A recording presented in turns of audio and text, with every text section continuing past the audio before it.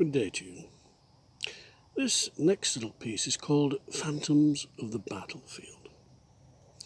Because of York's strategic position and ancient status as the capital of the north of England, many locations in the area around the city have been chosen for important military confrontations throughout history. The bloodiest of these was without doubt the Battle of Towton in 1461, during the Wars of the Roses.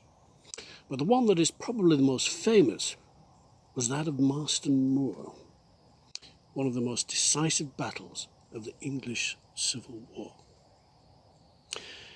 It is thought by some that such sites are fertile sources of ghostly apparitions, being as they are places where life is often taken swiftly, perhaps too swiftly, even for the victim to realise that they are no longer alive, and where heightened emotions and tension could prove so extreme that they spill over into the afterlife.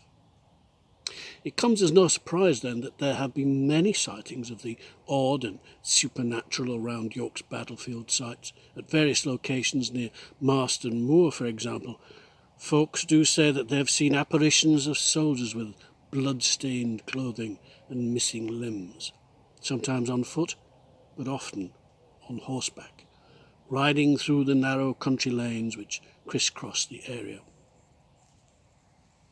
Undoubtedly the most celebrated of these is the Headless Horseman, who has been seen on many occasions rising up out of the ground, apparently prompted by the midnight chimes of the village clock at Tockwith.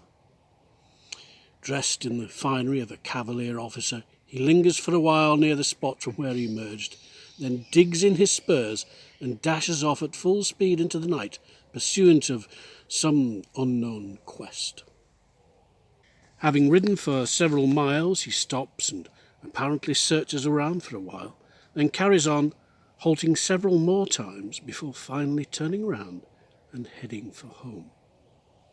What he is searching for, and whether he has completed his mission or just gives up on it, no one really knows, but having returned exhausted to the patch of ground from where he first appeared, he then sinks slowly back into the earth, disappearing completely.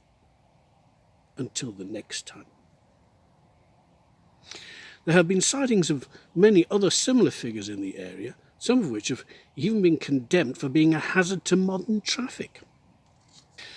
The A59 from York to Harrogate passes along the northern edge of Marston Moor. And certainly the two gentlemen who were driving there one cold, foggy autumn evening in 1932 became very frustrated at one point when their progress was obstructed by a group of men standing in the road. They all seemed to be wearing 17th century clothing, complete with wide-brimmed and befeathered hats, cloaks, and thigh-length boots. As if this were not enough, the motorists were then bothered by the arrival of a tour bus behind them, whose driver proceeded to sound his horn, obviously unable to understand why their car had stopped in the middle of the road for no apparent reason. There then followed what afterwards may have seemed a rather comical series of events, with the coach driver trying to pull out and overtake the stationary car, but then the car getting in the way as it was trying to manoeuvre around this group of flamboyantly attired gentlemen who seemed in no hurry whatsoever to step aside. The traffic situation was resolved when the coach managed to crawl past the car with only inches to spare, and the car then followed on, passing the gaggle of cavaliers as it did so. The driver of the car was by this time incensed, though. Driving in fog was dangerous enough without groups of jaywalkers in fancy dress cluttering up the King's Highway. So he immediately pulled over to the side of the road, thinking to get out of the car and give them all a piece of his mind. When he emerged, however, he was astonished to find that the road was quite empty, with not a soul to be seen anywhere. This despite the fact that there was nowhere for anyone to have gone, the road being lined on either side by high, impenetrable hedges. The driver and his companion traversed that part of the road for what seemed like an age, poking in the hedges and listening for sounds of voices nearby, but they saw and heard nothing out of the ordinary. There was only the fog and the damp, freezing wind. As the driver finally climbed back into his car, he thought he may have heard the sound of a horse whinnying off into the distance, but could not be sure. What is certain, though, is that after all these years, the events of that night in November 1932 have never ever been explained. Well, that's the end of this little session. Time for me to head off into the woods, I believe.